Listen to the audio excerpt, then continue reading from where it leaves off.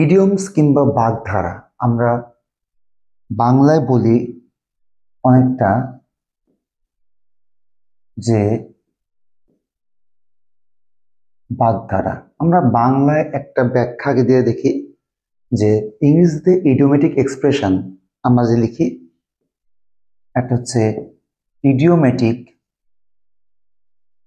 Expression.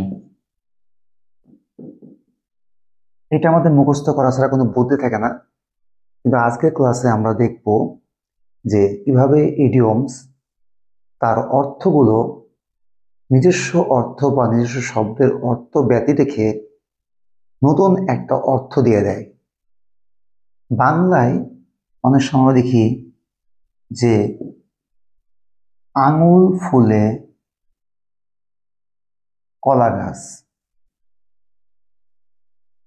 আমরা বাংলা দিয়ে আগে একটু বুঝি, যেমন বাংলাতে এখানে আঙুল, ফুলে, কলা এবং গাছ এই শব্দগুলো কিন্তু এক একটা অর্থ বহন করে, কিন্তু এর সার্বিক অর্থ যদি চিন্তা করি তাহলে অর্থ দাঁড়ায় হঠাৎ বড়লোক হওয়া।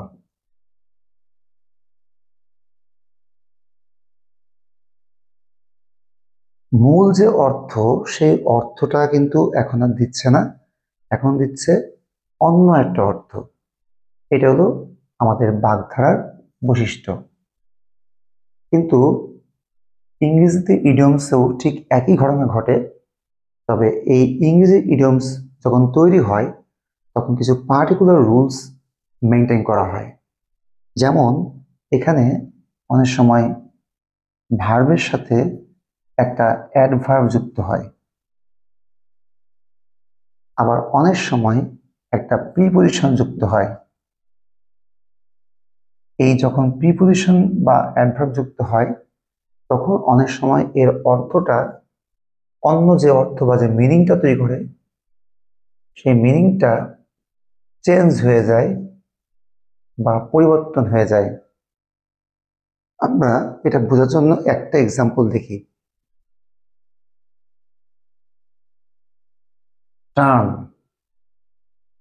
এর সাথে টার্ন মানে হচ্ছে আমরা জানি ঘুরে যাওয়া বা ঘুরে যাওয়া এরকম বোঝায়, বা পরিবর্তন, এই জিনিসটা বোঝায় টার্ন মানে।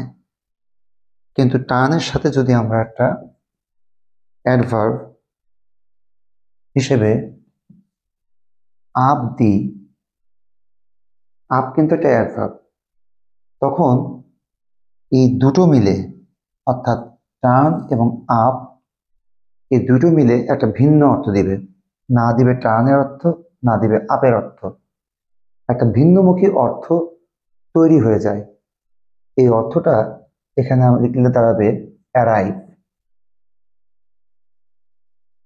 অ্যারাইভ মানে কি? পৌঁছানো। যেখানে টানের অর্থ সাথে টানের সাথে যুক্ত হয়ে আপ যুক্ত হয়ে নতুন একটা অর্থ অ্যারাইভ দিয়েছে। আমরা ইডিয়মসের বই খুললে যত ইডিয়মস দেখবো সবগুলো দেখবো যে তাদের মূল শব্দের অর্থ না দিয়ে ভিন্ন অর্থ দিচ্ছে। এটার কারণটা হচ্ছে ইডিওমেটিক এক্সপ্রেশনে এই ধরনের ঘটনাগুলো ঘটবে। দ্বিতীয় কথায় আসি, আমরা আরেকটা এক্সাম্পল দিই। যেমন টার্ন মানে ঘুরে দাঁড়ানো বা ঘুরে বা পরিবর্তন হয়ে যাওয়া, তার সাথে যদি আমরা লিখি ইভেন, এটাও একটা অ্যাডভার্ব। তাহলে যদি টার্ন ইভেন দিই তাহলে এর অর্থ কিন্তু চেঞ্জ হয়ে যাচ্ছে। যদি আলাদা আলাদা অর্থ করি, এটার অর্থ হচ্ছে পরিবর্তন বা ঘোরা, ঘুরে যাওয়া। এটার অর্থ হচ্ছে এমনকি। এখন এই ভার্ব আর এই অ্যাডভার্ব যুক্ত হয়ে তৈরি করছে অন্য একটা অর্থ। আমরা আরেকটা ভার্ব দিয়ে দেখি, যেমন ব্রেক। এখানে ব্রেক হচ্ছে একটা ভার্ব, তার সাথে যুক্ত হচ্ছে ইভেন। তাহলে ব্রেক এবং ইভেন, আমরা জানি ব্রেকের এটা হচ্ছে একটা অ্যাডভার্ব আর এটা হলো একটা ভার্ব। এখন এই যে ব্রেক ইভেন, এখন ব্রেক মানে ভাঙা, ইভেন মানে এমন কি, এই দুইটার কোনো অর্থ দিবে না।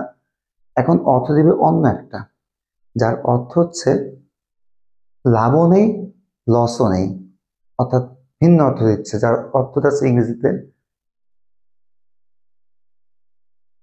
এর অর্থ ইংরেজি দাঁড়াবে মেক নাইদার প্রফিট নর লস। অর্থাৎ এর অর্থ দিল কি, যে লাভও না লোকসানও না। অর্থাৎ ব্রেক ইভেনের অর্থ হচ্ছে মেক নাইদার প্রফিট নর লস। যেমন আমরা বুঝতে পারলাম যে অ্যাডভার্বের সাথে যুক্ত হয়ে একটা ভার্ব পুরোটাই ভিন্ন অর্থ দিয়ে দিচ্ছে, এটাকে বলা হচ্ছে ইডিওমেটিক এক্সপ্রেশন অথবা ফ্রেজ অ্যান্ড ইডিয়মস অথবা ইডিওমেটিক ফ্রেজ। আশা করি এটুকু বুঝতে পেরেছি। এখন আমরা কিছু ভার্ব এবং তার এক্সপ্রেশনগুলো দেখব। সাথে আমরা যুক্ত করি কিছু পার্টিকেলস কিংবা প্রিপোজিশন। সমস্ত প্রিপোজিশন কিংবা এর সাথে যুক্ত হয় সেমি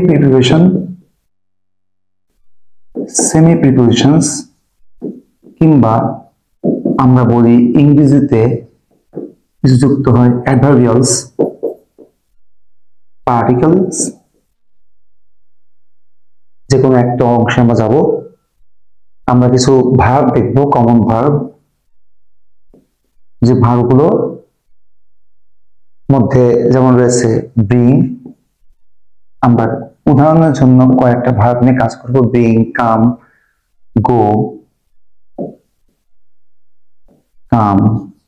গো, গেট, এবং কিপ, মেক, পুট, ইট,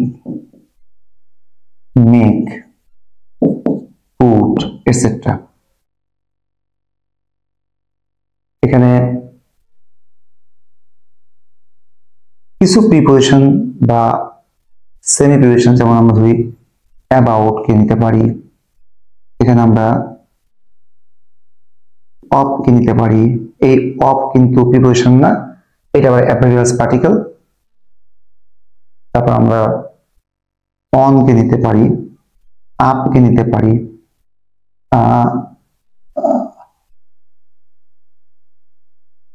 আমরা এখানে আরেকটা অ্যাডভার্বিয়াল নেই, আউট। এখানে হ্যাঁ আপও নেওয়া যাবে। তারপরে হচ্ছে আমরা এগুলো দিয়ে যদি আপাতত একটু এটা দিয়ে যদি আমরা একটু যুক্ত করি তাহলে কি পাওয়া যাবে। যেমন আমি যদি বলি ব্রিং অ্যাবাউট, আমি ব্রিং এর সাথে অ্যাবাউট যুক্ত করলাম, ব্রিং অ্যাবাউট। আমি কাম অফ লিখলাম, এরপরে লিখলাম আমি গো অন, এরপর লিখলাম গেট আপ, এরপর লিখলাম কিপ আপ, এরপর লিখলাম মেক আপ,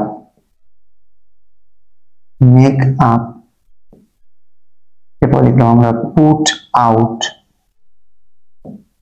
এখন যদি আমরা এগুলোর অর্থ বিশ্লেষণ করি, দেখা যাবে যে এই যে অফ, কাম মানে আসা, অফ মানে বিচ্যুতি ঘটা, গো মানে যাওয়া, অন মানে উপরে, গেট মানে পাওয়া কিন্তু আপ মানে উপরে বোঝাচ্ছে, কিপ মানে রাখা কিন্তু উপরে বোঝাচ্ছে, আপ তো বোঝাচ্ছে, মেক মানে তৈরি করা, আপ মানে উপরে বোঝাচ্ছে, পুট মানে হচ্ছে কোনো কিছু রাখা, আর আউট মানে বাইরে বোঝাচ্ছে।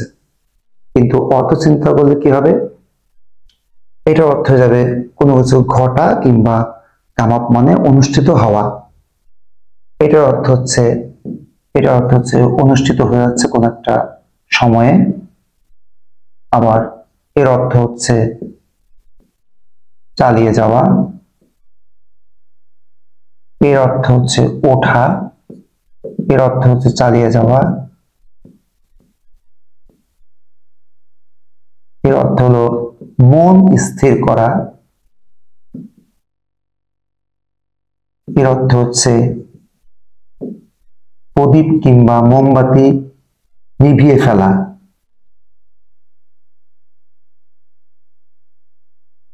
বিষয়টা খেয়াল করে দেখবা, অত্যন্ত অবাকজনক বিষয়, যার অর্থের সাথে যার উৎপত্তির কোনো মিল নেই। যখন দুইটা, এটা কিন্তু একটা অ্যাডভার্ব, এটাও একটা অ্যাডভার্বিয়ালস, এটাও অ্যাডভার্বিয়ালস, এটা প্রিপজিশন, এটা হচ্ছে একটা অ্যাডভার্বিয়ালস, এটা অ্যাডভার্বিয়ালস। এগুলো অ্যাডভার্ব কিংবা প্রিপজিশন, সেগুলো আমরা পার্টিকেলস বলি। এই যে ওয়ার্ড দেখতে পাচ্ছ, পার্টিকেলস, এখানে প্রিপজিশন থাকতে পারে, অ্যাডভার্বিয়ালস পার্টিকেল থাকতে পারে, ছোট ছোট প্রিপজিশন থাকতে পারে, সবকিছু যুক্ত হয়ে সেমি প্রিপজিশন থাকতে পারে, যেগুলো দুই দিকে কাজ করে, যার মধ্যে প্রিপজিশনের গুণ থাকে এবং অ্যাডভার্বের গুণ থাকে। যেমন আমরা যদি বলি, যেমন এখানে আমাদের অনের মধ্যে যদি দুইটা গুণ থাকে, একটা প্রিপজিশন আরেকটা হলো অ্যাডভার্বিয়ালস এর গুণ থাকে, তাহলে আমরা কি বলবো সেমি প্রিপজিশন। কিংবা যেমন অফের মধ্যে কিন্তু, আপের মধ্যে কিন্তু অ্যাডভার্বের গুণাবলী বেশি। এভাবে এই ধরনের অ্যাডভার্বিয়ালস কিংবা প্রিপজিশন যখন যুক্ত হয়ে নতুন একটা অর্থ দেয়, তখন সেটা কিন্তু হয়ে যায় ইডিয়মস। এভাবে হাজার হাজার ইডিয়মস বইয়ে সংগ্রহ হয় এবং সেগুলো অনেকটাই আমাদেরকে মুখস্থ রাখতে হয়। এই ইডিয়মস গুলো অত্যন্ত ইসেনশিয়াল, খুব জরুরি। আমাদের অনেক রিডিং সেকশনে আমাদের বুঝতে গেলে আমরা ফ্রেজের অর্থ না বুঝতে পারার কারণে কিন্তু আমরা অনেক সময় সাকসেসফুলি রিড করতে পারি না।